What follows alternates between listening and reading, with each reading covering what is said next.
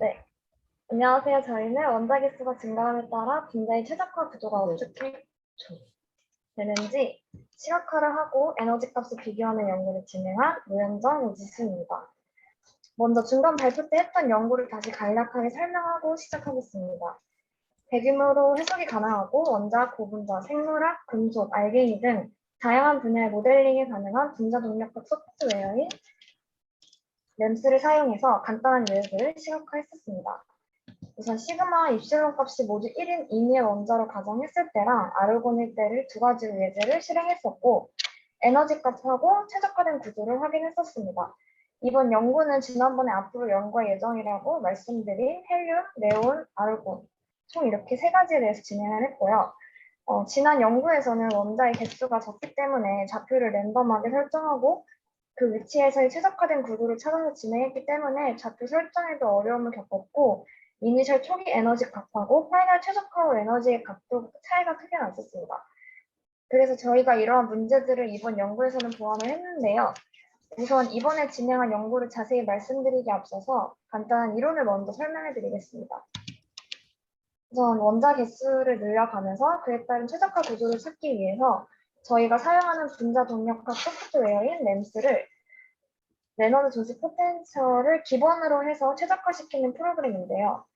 우선 레너드 존스 포텐셜은 정기적으로 중성인 원자 혹은 분자가 거리 r만큼 떨어져 있을 때 그 사이에서 정의되는 포텐셜 에너지를 수학적으로 단순화시킨 모델로서 두 원자 간의 상호작용의 필수적인 특징을 설명하는 모델이라고 볼 수 있습니다.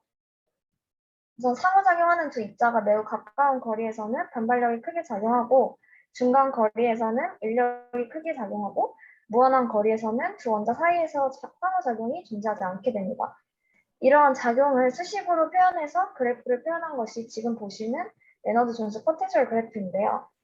우선 수식으로 먼저 보시면 아래 마이너스 11승에 비례하는 반발력 항하고 아래 마이너스 6에 비례하는 인력 항으로 구성되어 있는 것을 보실 수 있고 이 식에서 보이는 시그마는 포텐셜 값이 0일 때 두 원자 사이의 거리를 말하고 입실론은 포텐셜 우물 깊이를 말하면서 즉 평면거리 Rm에서의 포텐셜 에너지 값에 해당한다고 보시면 될 것 같습니다.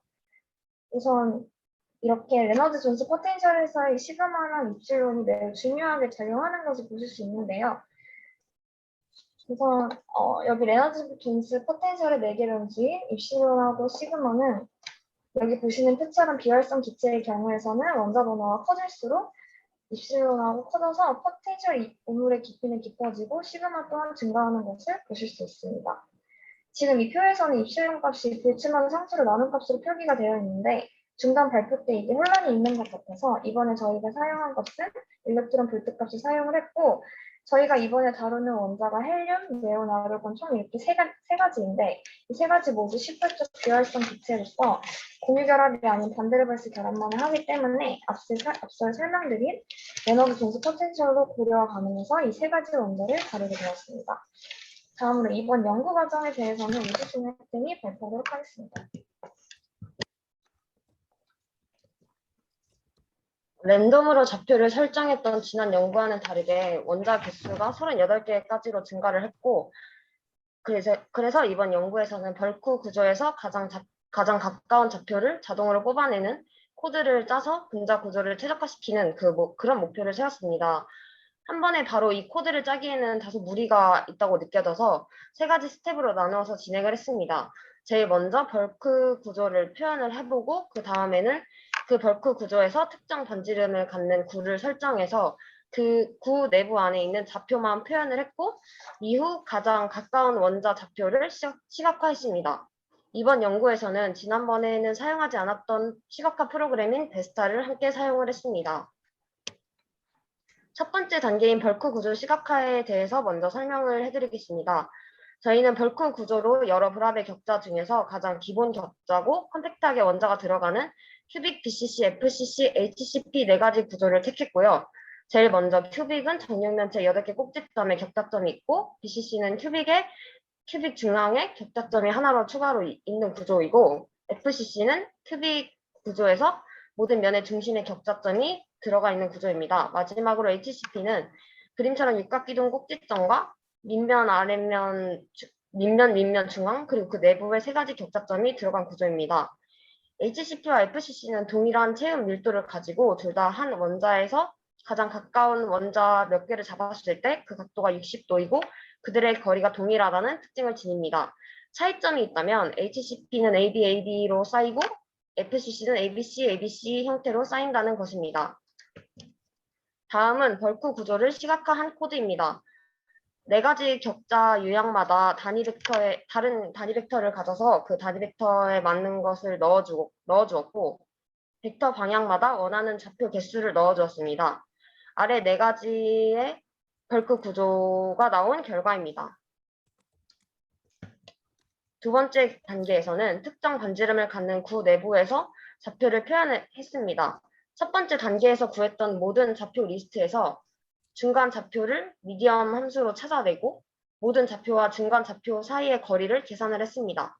이후 특정 반지름 값을 넣어서 그 거리가 안 되는 점들만 시각화했습니다. PPT에 보시는 이 그림이 결과로 나온 좌표값과 그 좌표값에 해당하는 그림입니다. 그 다음 스텝인 최종 목표인 마지막 스텝입니다. 두 번째 단계에서 범위를 0에서 정수로 잡았었는데 이제 그것을 마이너스 정수에서 플러스 정수로 범위를 수정해서 중간값으로 원점이 나오지 않았었는데 중간값으로 원점이 나오게 수정을 했습니다.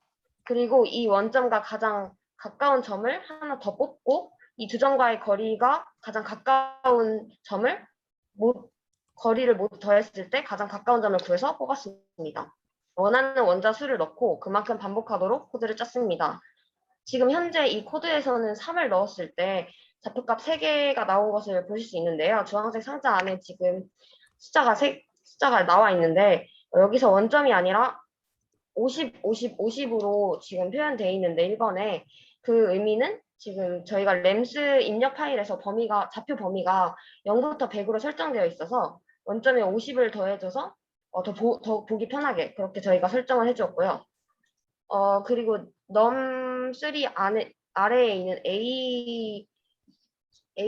A에 지금 여기 옆에 숫자들이 곱해진 거를 볼 수가 있는데 이거는 지금 현재 아까 보여드린 단위 벡터를 비율로만 표현했기 때문에 각 격자의 종류와 원자 종류에 따라서 다르게 넣어준 값입니다.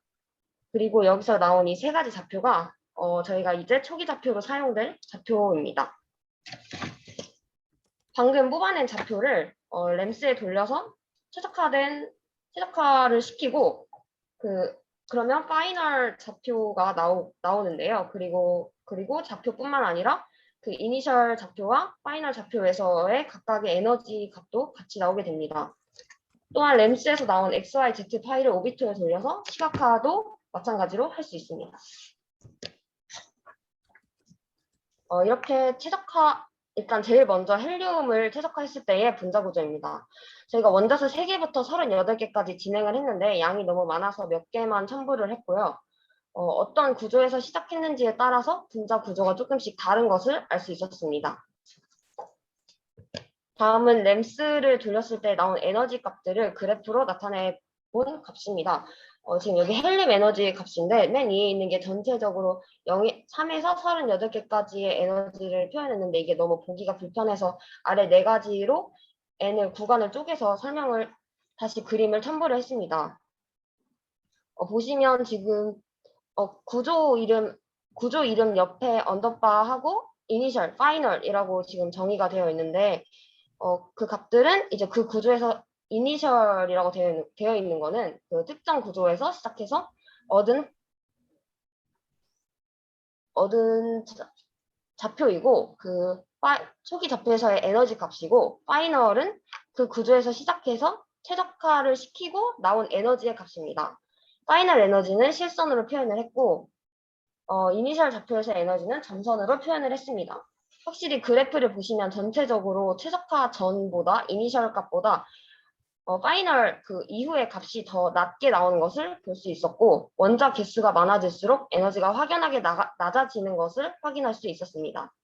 지금은 현재는 헬륨으로 했기 때문에 헬륨의 반지름 1.4 옹스트롱이 코드에 들어갔고 램스 인풋 입력 파일에는 헬륨의 질량과 입실론, 시그마 값들을 넣었습니다. 다음은 논문에서 발췌한 글로벌 미니마 값과 제가 구한 에너지 결과값의 비교입니다. 글로벌 미니마와 로컬 미니마에 대한 설명은 뒤에 가서 자세히 말씀드리도록 하고요. 일단 먼저 이 표에 대해 설명을 드리면 저희가 지금 n이 작을 때 한 17개 정도까지는 저희가 구한 값과 글로벌 미니머 값이 크게 차이가 나지 않는 것을 볼 수 있는데, 이것은 저희가 실험을 한 게 별다른 문제 없이 최적화가 잘 되었다고 볼 수 있고요.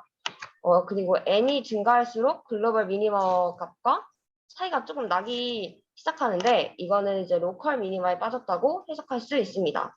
자세한 거는 이따가 설명을 다시 드리도록 하고요. 다음 설명을 이어서 하겠습니다.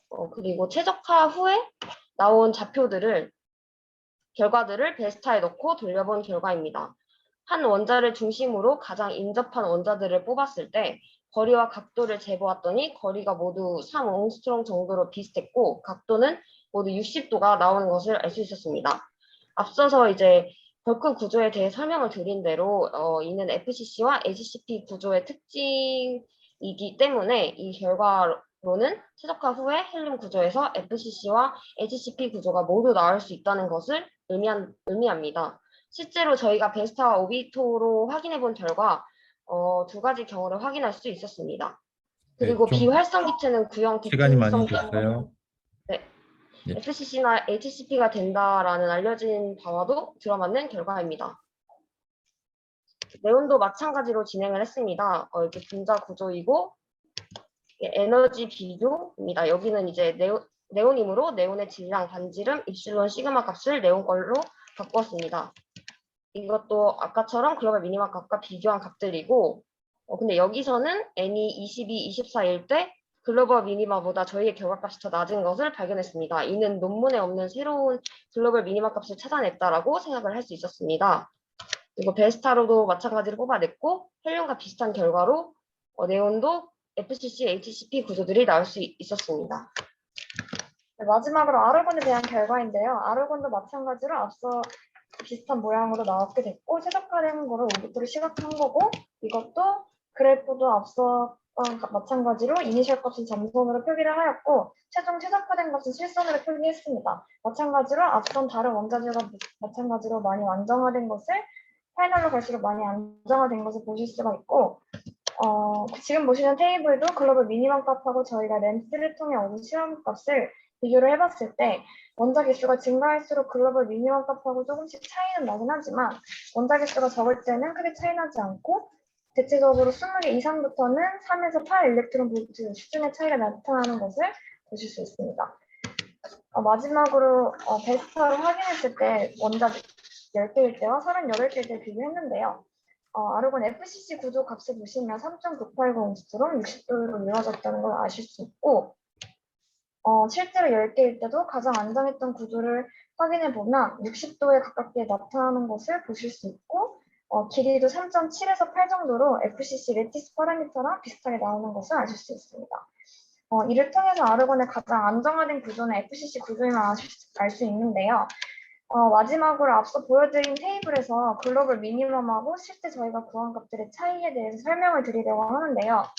이는 로컬 미니멈과 글로벌 미니멈에 대한 내용인데 최적화된 그런 과정에서 가장 최소가, 모든 값 중에 최소값은 글로벌 미니멈, 그리고 주변의 값보다 작은 값은 로컬 미니멈이라고 쉽게 보시면 되실 것 같고 저희가 다루는 램스가 작동이 되는 방식도 지금 보시는 그래프처럼 우리가 좌표를 어느 한 포인트에서 넣게 되면 그 포인트에서부터 순차적으로 진행하다가 로컬 미니멈에 빠지게 되면 더 이상 작동되지 않고 그 로컬 미니멈에서 포인트에서 멈추게 됩니다.